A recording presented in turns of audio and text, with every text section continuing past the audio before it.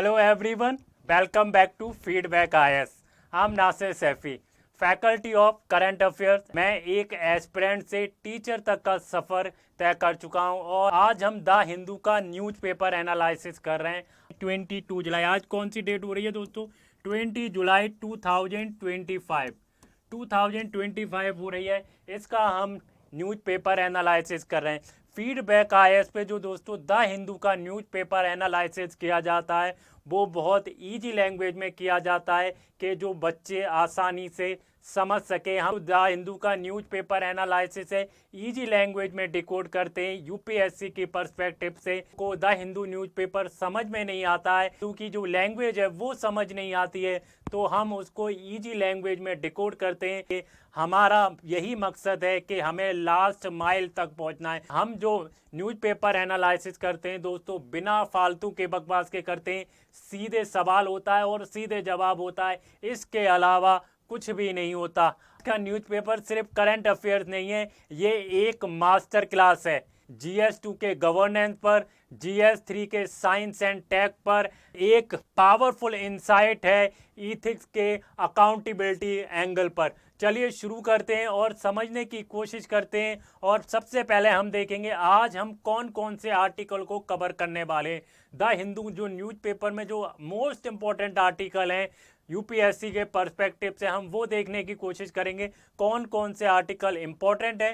दोस्तों जितना भी मैं न्यूज़पेपर एनालिसिस कर रहा हूँ मैं आपको उसको मेंस पर्सपेक्टिव से भी बताता हूँ और मैं आपको प्रीलिम पर्सपेक्टिव से बताता हूँ कि न्यूज़पेपर में क्या इंपॉर्टेंट है। या कोई आर्टिकल हम लेते हैं तो उसमें मेंस पर्सपेक्टिव से क्या हो सकता है और प्रीलिम पर्सपेक्टिव से क्या होता है, मैं आपको सब चीज़ें बताने की कोशिश करता हूं। दोस्तों जब मैं एस्पिरेंट था तो मैं भी ऐसी वीडियो चाहता था क्योंकि न्यूज़पेपर पढ़ने में घंटों लग जाते थे। मुझे तो शुरू में 2-2 घंटे न्यूज़पेपर लग जाते थे। अगर मेरे समय में ऐसी वीडियोज होती कि आपको 2 घंटे बचाती है, सिर्फ आपको आधा घंटे के अंदर न्यूज़पेपर कवर कराती है, तो मेरे लिए बहुत बेनिफिशियल होता। क्योंकि इनिशियली मैं 2-2 घंटे 3-3 घंटे न्यूज़पेपर में गवा देता था और स्टैटिक का जो टाइम था वो भी मैं इसी में गवा देता था।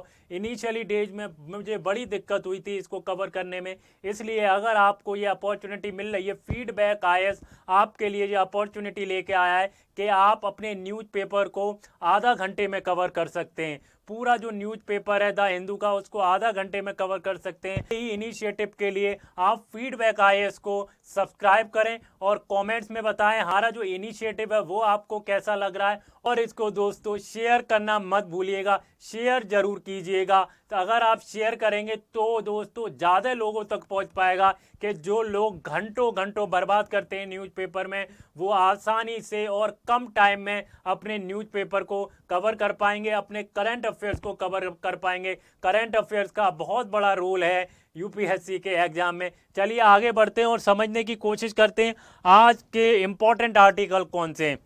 आज के इम्पोर्टेंट आर्टिकल कौन से दोस्तों, आज भी फिर से एक मिस्टेक हो गई है दोस्तों इसके अंदर।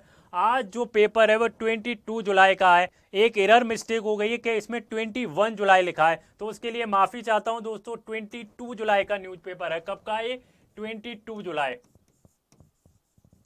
22 जुलाई का न्यूज़पेपर है, इसमें 21 लिखा है, तो इसके लिए मैं माफ़ी चाहता हूं क्योंकि हमारी जो टीम है इसने इसको मिस कर दिया कि इसमें यहाँ पर 22 जुलाई होना चाहिए था। तो आगे बढ़ते हैं और समझने की कोशिश करते हैं दोस्तों कौन कौन से आर्टिकल आज के लिए हमारे लिए इम्पॉर्टेंट हैं। अगर आप 22 जुलाई का न्यूज़पेपर देखें तो उसमें आज 4 आर्टिकल जो है वो बहुत इंपॉर्टेंट है यूपीएससी के पर्सपेक्टिव। ऐसे तो पूरा न्यूज़पेपर भरा हुआ है लेकिन यूपीएससी के लिए रिलेवेंट नहीं है।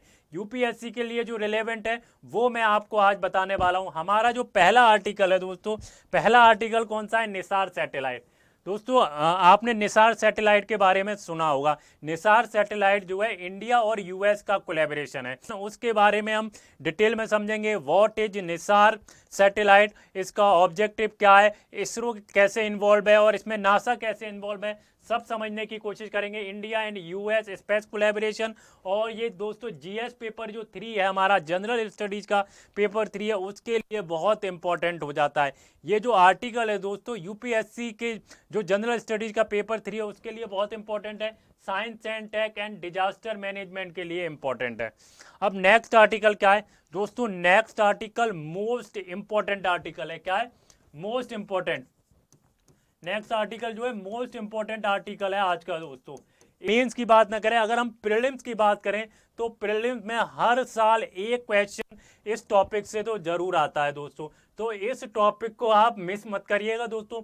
मोस्ट इंपॉर्टेंट टॉपिक है आज का। क्या है दोस्तों? राइट टू वोट, स्टैट्यूटरी और फंडामेंटल। जैसे आपको पता होगा दोस्तों, बिहार में क्या हो रहा है, इलेक्टोरल प्रिपरेशन कर रही है इलेक्शन कमीशन ऑफ इंडिया, तो बहुत सारे जो वोटर्स को क्या कर दिया गया है, डिस्क्वालीफाई कर दिया गया है। वो मैंने जो बिहार में जो इशू चल रहा है, मैंने आपको लास्ट वीडियो में बताया था, मैंने अच्छे से डिटेलिंग में समझाया है। अगर आपको कुछ भी जानना है बिहार में जो इलेक्टोरल प्रिपरेशन हो रही है, एसआईआर के बारे में जानना है, मैंने सारी चीज़ें उसमें डिटेलिंग में समझाई है। आप मेरी लास्ट वीडियो जाकर देख सकते हैं, जहां पर हम उस बारे में बात नहीं करने वाले हैं। मैंने एसआईआर के बारे में, रिवीजन कितने टाइप के हो रहा है बिहार में, क्यों हो रहा है, उसका क्या इम्पैक्ट पड़ेगा, अपोजिशन क्या कह रही है और गवर्नमेंट क्या कह रही है, सारी चीज़ें मैंने डिटेलिंग में समझाई हैं।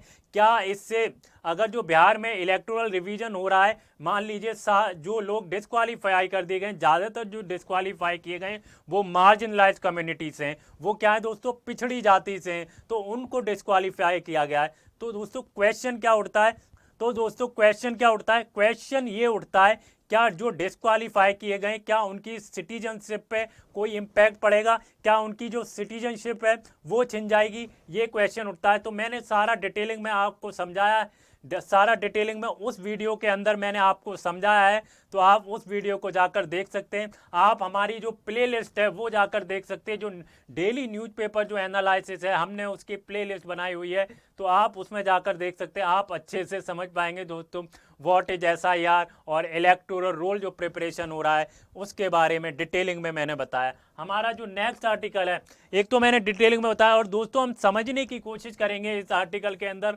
What is right to vote. Vote is constitutional right है, स्टैट्यूटरी राइट है, फंडामेंटल राइट है या लीगल राइट है। हम सारे एस्पेक्ट इसमें कवर करेंगे कि राइट टू वोट है क्या दोस्तों। राइट टू वोट जो है इन दोनों बहुत न्यूज में बना हुआ है, ये मोस्ट इंपॉर्टेंट टॉपिक है न्यूज़पेपर का, और में आता है right to vote. Right to vote कभी मिस मत करिएगा दोस्तों। और ये क्या है दोस्तों, एससी डिबेट एंड, पता होगा दोस्तों आर्टिकल 326, क्या आर्टिकल 326 बताता है कि आपको वोट देने का अधिकार कब से प्राप्त होता है, आप जब वोट देने के काबिल कब से होते हैं, आपकी कितनी एज होनी चाहिए जब आप वोट दे सकते हैं। और दोस्तों ये GS2 के लिए इंपॉर्टेंट है, पॉलिटी के लिए इंपॉर्टेंट है, और इलेक्टोरल जो रिफॉर्म्स है उसके लिए ये इंपॉर्टेंट है, उसके लिए ये बहुत इंपॉर्टेंट है। आगे बढ़ते हैं और समझने की कोशिश करते हैं नेक्स्ट आर्टिकल क्या है दोस्तों। अगर आपको हमारा इनिशिएटिव द हिंदू का जो डेली न्यूज़पेपर एनालिसिस है अगर आपको पसंद आ रहा हो तो प्लीज़ इसको लाइक करें, शेयर करें, और हमारे चैनल फ्री एकेडमी IAS को ज़रूर सब्सक्राइब करें दोस्तों। आपके सपोर्ट की बहुत ज़रूरत है हमें दोस्तों। अगर आप हमारा सपोर्ट बनाए रखेंगे तो बच्चे करंट अफेयर्स को कवर नहीं कर पाते हैं, बिकॉज ऑफ, क्योंकि द हिंदू की जो लैंग्वेज होती है वो बहुत ट्रिकी होती है, बहुत से बच्चों को समझ नहीं आती है, जो मार्जिनलाइज कम्युनिटी से बिलोंग करते हैं तो उनको ये लैंग्वेज जो है दोस्तों बहुत टफ लगती है। तो हमें आपके सपोर्ट की बहुत ज़रूरत है दोस्तों, अपना सपोर्ट बनाए रखिए दोस्तों। चलिए नेक्स्ट आर्टिकल की तरफ बढ़ते हैं। नेक्स्ट आर्टिकल क्या है, CAG report of Indian railways. दोस्तों कैग ने रिपोर्ट सबमिट की है इंडियन रेलवेज पे, क्या है, 573 करोड़ फाइनेंशियल लैप्स। तो जो रेलवेज में है दोस्तों क्या हुआ है, 570 करोड़ का क्या है उसमें लैप्स पाया गया है। कितना, 570। ये GS पेपर 2 और GS पेपर 3 के लिए इंपॉर्टेंट है। अगर हम अकाउंटेबिलिटी की बात करते हैं और गवर्नेंस की बात करते हैं उसके लिए दोस्तों ये टॉपिक बहुत इंपॉर्टेंट है। आगे बढ़े और नेक्स्ट आर्टिकल क्या है दोस्तों जैसा आपको पता होगा जो हमारे वाइस प्रेसिडेंट हैं उन्होंने रेजिग्नेशन दे दिया है। अब रेजिग्नेशन उनके कुछ हेल्थ कंसर्न है उसके लिए दिया है, लेकिन ये टॉपिक बहुत इंपॉर्टेंट हो जाता है, वाइस प्रेसिडेंटल रेजिग्नेशन।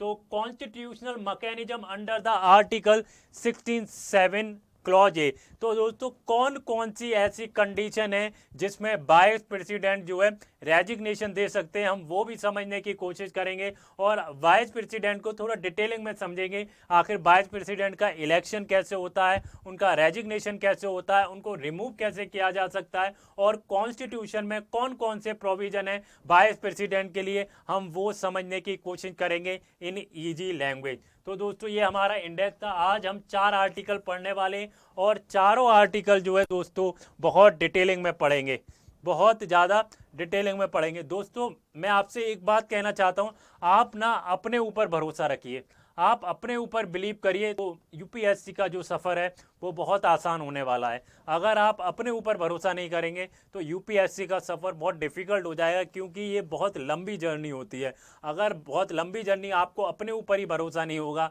तो ये लंबी जर्नी बहुत डिफ़िकल्ट हो जाएगी। चलिए आगे बढ़ते हैं और सबसे पहला आर्टिकल की तरफ बढ़ते हैं। हमारा सबसे पहला आर्टिकल क्या कहता है दोस्तों, what is first article. First article क्या है दोस्तों, ये द हिंदू का जो न्यूज़पेपर है 22 जुलाई का, उसके अंदर ये आर्टिकल आया है। तो पहला आर्टिकल क्या है दोस्तों, राइट टू वोट कॉन्स्टिट्यूशनल और स्टेटरी। तो दोस्तों जो राइट टू वोट है वो कैसा राइट है, कॉन्स्टिट्यूशनल राइट है या स्टेटरी राइट है, आप मुझे कमेंट में बताइए। या लीगल राइट है, जो राइट टू वोट है वो कैसा राइट है दोस्तों, कॉन्स्टिट्यूशनल राइट है, स्टेटरी राइट है या दोस्तों लीगल राइट है। दोस्तों लीगल राइट है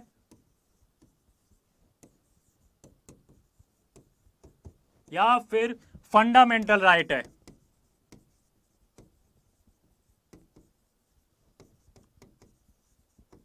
आप मुझे कमेंट में बताइए कि राइट टू वोट है कैसा वोट। अब हम समझने की कोशिश करते हैं इस आर्टिकल में, न्यूज में क्या कहा गया है। समरी, न्यूज की समरी क्या है दोस्तों, अगर हम समझने की कोशिश करें न्यूज समरी क्या है, रिविजिट किया है कि सुप्रीम कोर्ट ने क्या किया है, जो लीगल स्टेटस है राइट टू वोट का उसको रिविजिट किया है।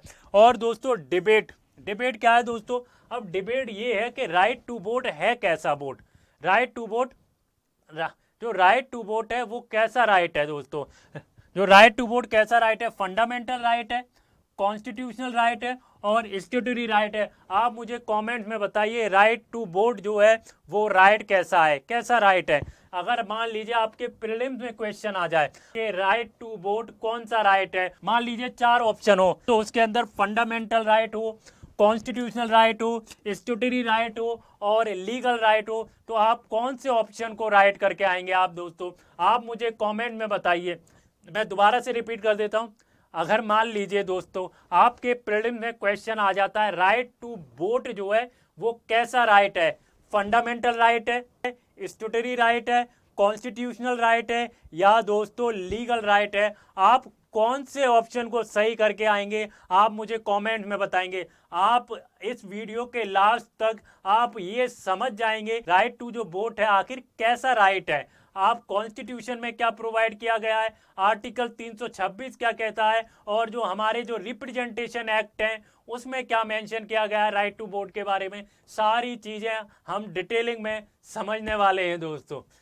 तो आर्टिकल 326 क्या कहता है, जो राइट टू वोट है, जो वोटिंग का जो राइट है उसको क्या ग्रांट किया गया है दोस्तों, उसको ग्रांट किया गया है स्टेटरी। 326 के अंदर जो राइट टू वोट है उसको क्या ग्रांट किया गया है, स्टेटरी राइट है। ये कैसा है दोस्तों, स्टेटरी राइट है, ना कि fundamental right.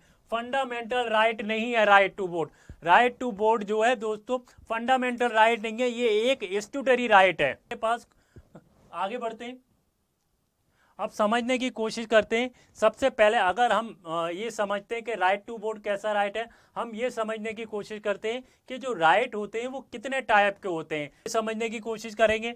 What is natural right, what is fundamental right, what is constitutional right और व्हाट इज स्टेटरी राइट। और हम ये समझने की कोशिश करेंगे हमारे जो कॉन्स्टिट्यूशन है वो इन राइट्स के बारे में क्या कहता है। तो सबसे पहले हम ये समझते हैं what is natural right. Natural right क्या होता है दोस्तों, ये वो राइट होता है जो इंसान को जन्म से मिलता है, किसी लॉ में लिखा है ना ये किसी कॉन्स्टिट्यूशन में लिखा है। जब आप पैदा होते ही जो आपको राइट मिलता है उसे नेचुरल राइट कहते हैं। कौन कौन से नेचुरल राइट होते हैं दोस्तों, आप मुझे कमेंट में बताइए नेचुरल राइट कौन से होते हैं दोस्तों। अगर हम नेचुरल राइट की बात करते हैं, right to live,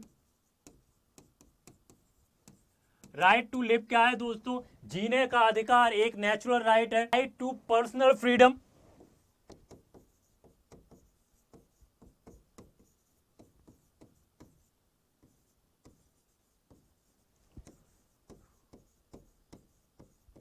right to personal freedom जो है दोस्तों वो भी एक नेचुरल राइट है। बहुत सारे जो नेचुरल राइट हैं, जब आप पैदा होते हैं, पैदा होते ही जो आपको राइट दिए जाते हैं, जीने का अधिकार और right to live with dignity. Right, हम आर्टिकल 21 की बात करते हैं। अगर हम आर्टिकल 21 की बात करते हैं तो ये एक नेचुरल राइट है।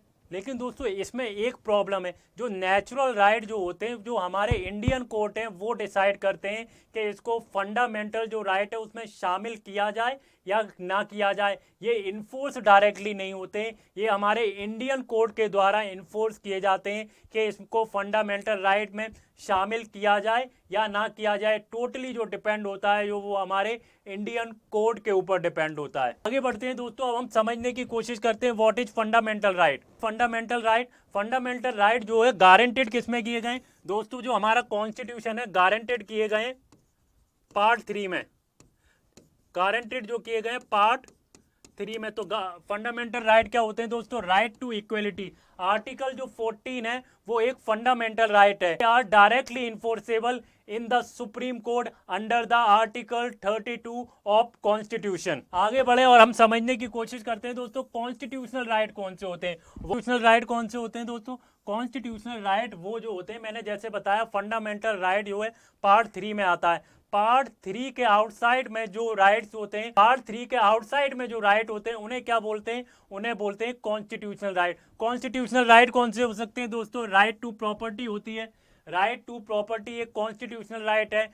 राइट टू प्रॉपर्टी हो गया, फ्री ट्रेड हो गया और नो टैक्सेशन हो गया without authority of law. Bills होते हैं ये काम करते हैं अंडर द स्टेट्स और यूनियन जो लॉ होते हैं उसके अंडर ये काम करते हैं। स्टेट और जो यूनियन के लेजिस्लेशन होते हैं दोस्तों ये उसके अंदर काम करते हैं। ये जितने भी राइट हैं कॉन्स्टिट्यूशनल राइट हैं, ये जो इन्फोर्सेबल होते हैं वो हाई कोर्ट के द्वारा इन्फोर्सेबल होते हैं under the article 226। Under the article 226 के अंदर ये इन्फोर्सेबल होते हैं by the high court, by the high court. अगर हम अब अगला आर्टिकल समझने की कोशिश करते हैं, what is statutory right? Right to vote. अच्छा, स्टैट्यूटरी राइट क्या होते हैं? स्टैट्यूटरी राइट वो होते हैं जो कोई लॉ प्रोवाइड कराता है। अगर कोई लॉ के अंदर राइट प्रोवाइड किया गया है तो वो स्टैट्यूटरी राइट होंगे। अगर लॉ चेंज होता है तो वो राइट भी चेंज हो जाएंगे, वो कहते हैं statutory right. Right to vote जो है एक स्टैट्यूटरी राइट है under the representation act, under the representation act of 1951। To work, जो राइट टू वर्क है दोस्तों, right to work, right to work under the मनरेगा, ये एक स्टैट्यूटरी राइट है दोस्तों। Are enforceable as per the legal process in the laws. Right to vote है एक स्टैट्यूटरी राइट है, ना वो कॉन्स्टिट्यूशनल राइट है, ना वो कॉन्स्टिट्यूशनल राइट है, ना फंडामेंटल राइट है और ना ही नेचुरल राइट है। अंडर में आया दोस्तों जो रिप्रेजेंटेशन एक्ट 1950 के एक स्टैट्यूटरी राइट है राइट टू वोट। आगे बढ़ते हैं और समझने की कोशिश करते हैं दोस्तों।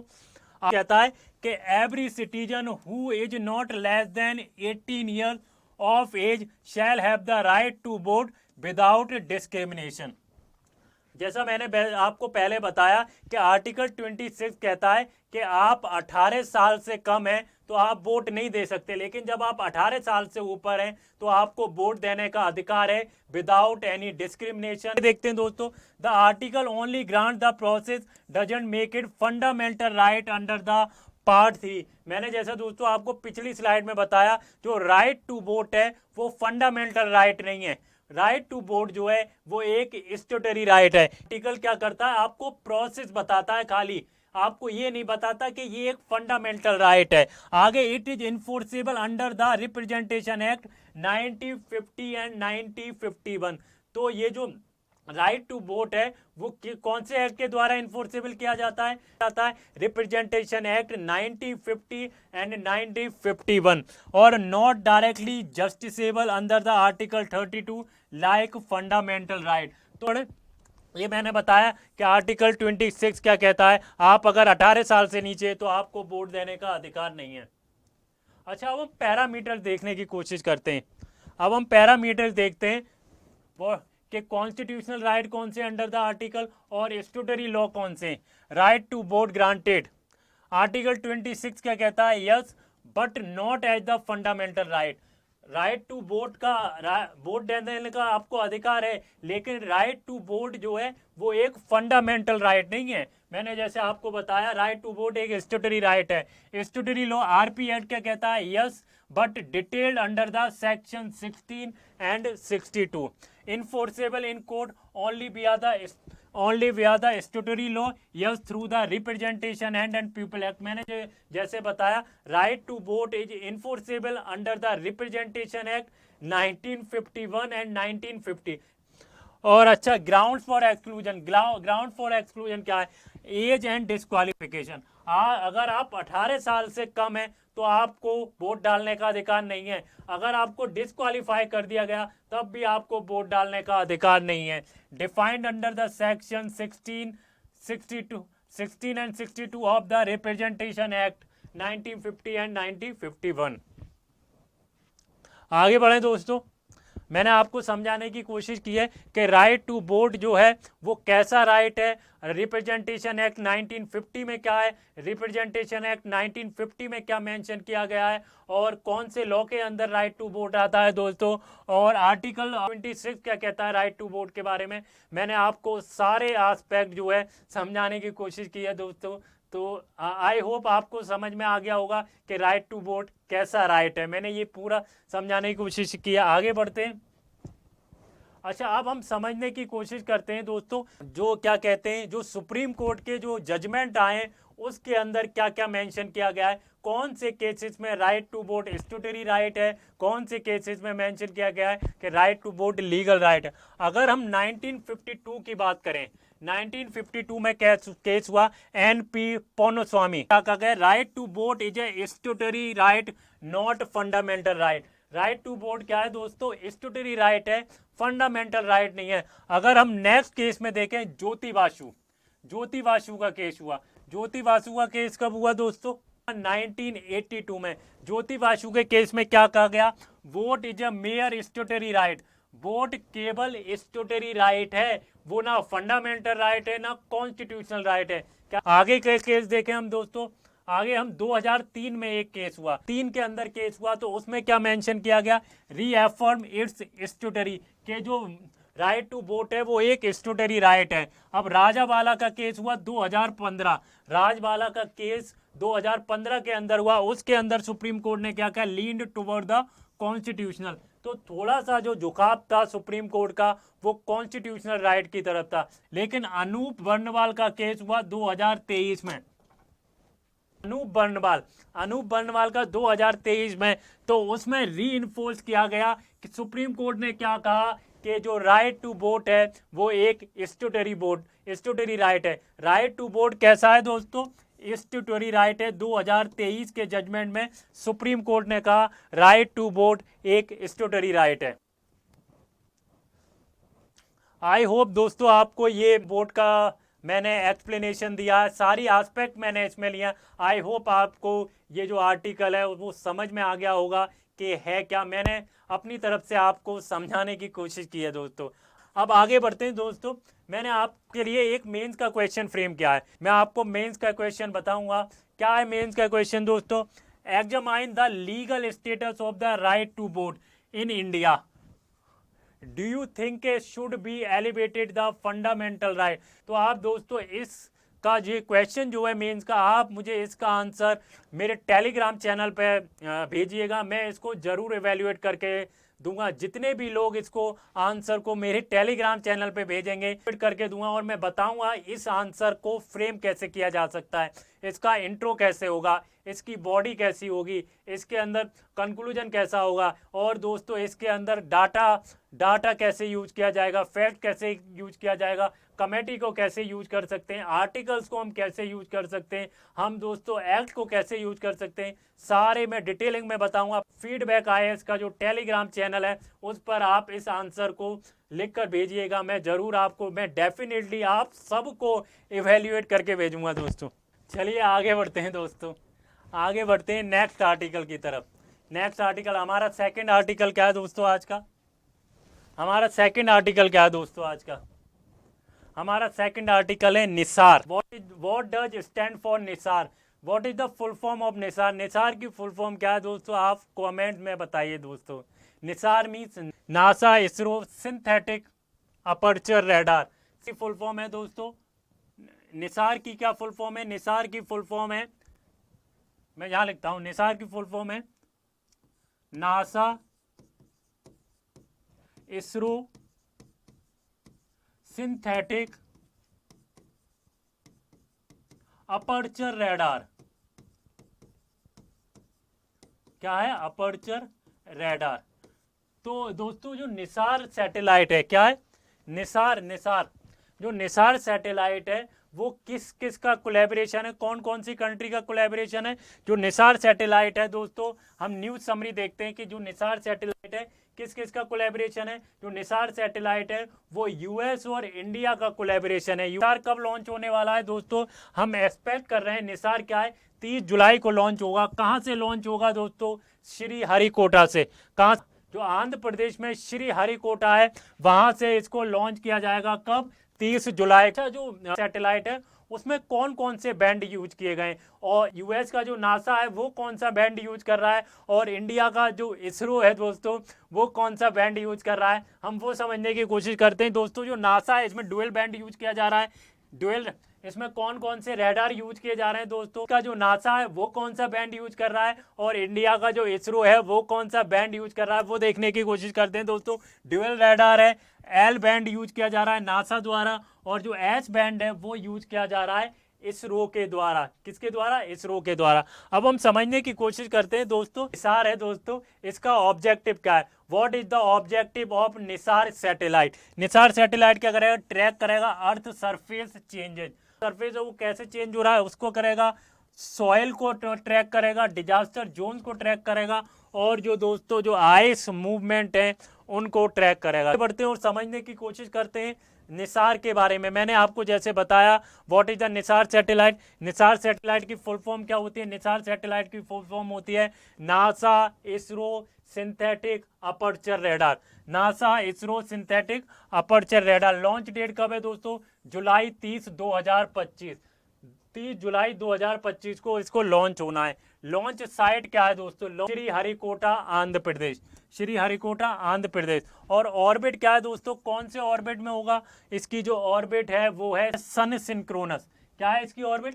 सन सिंक्रोनस है, और 743 किलोमीटर। कितनी? इसका जो वेट है कितना है दोस्तों? इसका वेट है 2352 किलो। कितना? अगर हम रडार बैंड की बात करें, जैसा मैंने आपको दोस्तों बताया, जो इसके अंदर बैंड्स यूज किए जा रहे हैं, इसरो के द्वारा कौन सा बैंड यूज किया जा रहा है? इसरो के द्वारा एस बैंड यूज किया जा रहा है, और एल बैंड जो यूज किया जा रहा है वो नासा के द्वारा यूज किया जा रहा है। बताइए कैसे, क्यों यूज किया जा रहा है? जो अर्थ सरफेस है उसमें चेंजेज हो रहे हैं, उसके लिए सॉइल वेजिटेशन, आइस और डिजास्टर के लिए ये यूज किया जाएगा। अंदर दोस्तों पहली बार ऐसा हो रहा है स्यूपसार टेक्नोलॉजी यूज हो रही है। कौन सी? स्यूपसार। फर्स्ट टाइम जो है स्यूपसार टेक्नोलॉजी को यूज किया जा रहा है अंडर द निसार सैटेलाइट। कौन सी लॉन्च व्हीकल यूज की जा रही है इसके अंदर दोस्तों? जो लॉन्च व्हीकल है जो यूज की जा रही है GSLV F-16। कौन? GSLV F-16 यूज किया जा रहा है निसार सैटेलाइट के अंदर दोस्तों। आगे बढ़े दोस्तों, ये निसार सैटेलाइट है। क्या है?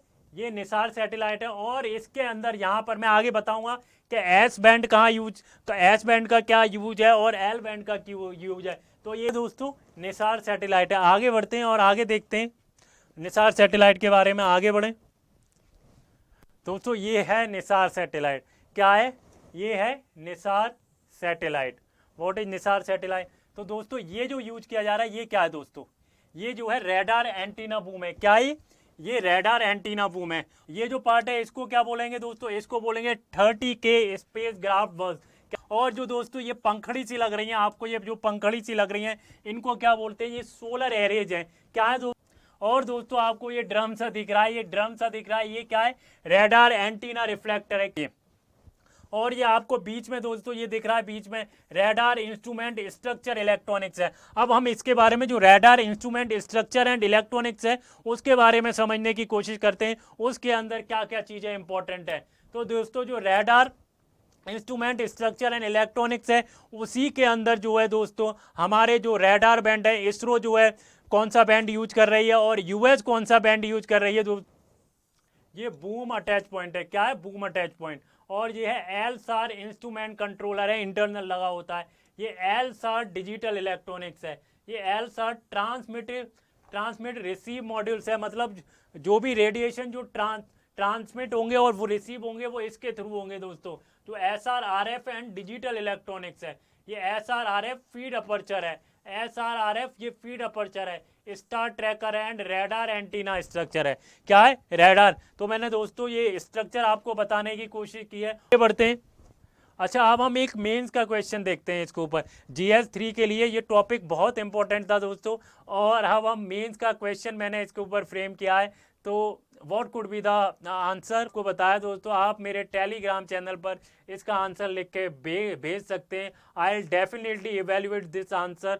जो भी मुझे ये आंसर भेजेगा मैं उसको ज़रूर इसको चेक करके भेजूंगा और मैं बताऊंगा इसका इंट्रो कैसा होगा,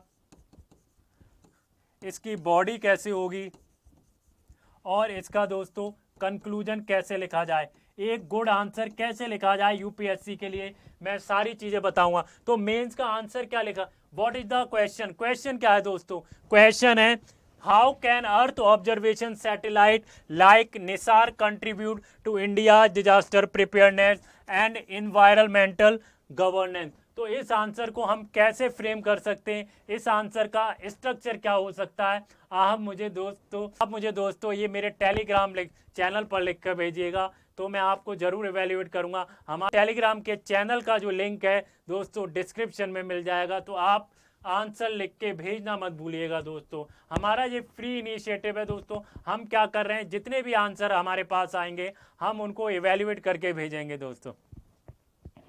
आगे बढ़ते हैं दोस्तों। हमारा जो नेक्स्ट आर्टिकल है वो है governance and accountability CAG on railway. Director general of India है, उन्होंने क्या किया है दोस्तों, उन्होंने क्या पाया है कि 570 crore loss flagged in the CAG in railway, recovery of licence fee, unused coach and shunting charge lapses, northern and the southern railway found negligence.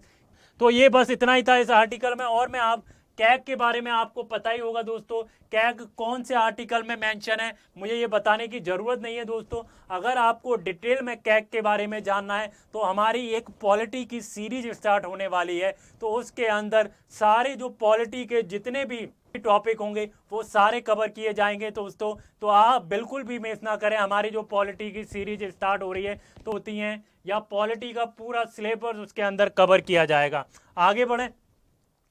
हमारा नेक्स्ट आर्टिकल है, आर्टिकल क्या है दोस्तों, अगला आर्टिकल है वाइस प्रेसिडेंट रेजिग्नेशन।